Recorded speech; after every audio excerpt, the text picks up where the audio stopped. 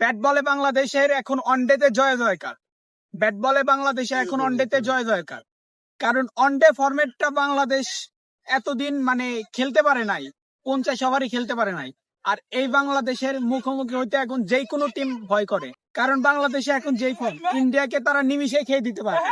আমার কাছে বলাইতে দেখে মানে আমি ওরকমে কি করতে পারতেছি না। হ্যাঁ, ইন্ডিয়াকে যে কোনো সময় খেয়ে দিতে পারবে বাংলাদেশ। ইন্ডিয়া এখন ভেবে চিন্তে বাংলাদেশের সাথে খেলা পালাবে। ইন্ডিয়া বাংলাদেশের সাথে মানে ভেবে চিনতে তারপরে ওয়ানডেতে খেলতে আসবে বা খেলতে বাংলাদেশকে ইনভাইট করবে।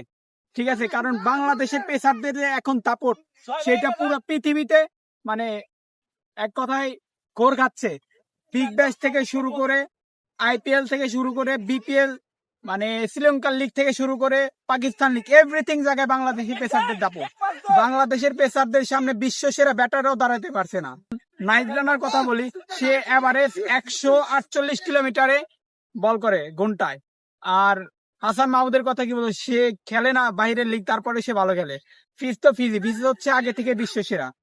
আর এখন দেখতে পাচ্ছেন আমি এখন একটা ফুটবল মাঠে আছি, জাস্ট খেলার জন্য এসেছি। তারপরে বাংলাদেশের যে খেলার ফর্মটা আর যেই খেলাটা খেলছে আজকে অস্ট্রেলিয়ার বিপক্ষে, মাত্র 3 ওভার 1 বলে 3 উইকেট নিয়ে মানে রেকর্ড করে দিয়েছে। এক কথায় 3 উইকেট, তাও ওয়ানডেতে অস্ট্রেলিয়ার মানে বিপক্ষে, তাও অজিদের বিপক্ষে। অজিরা নাইট রানার বল, মুস্তাফিজের বল, তাসকিনের বল চোখেই দেখতে পেল না।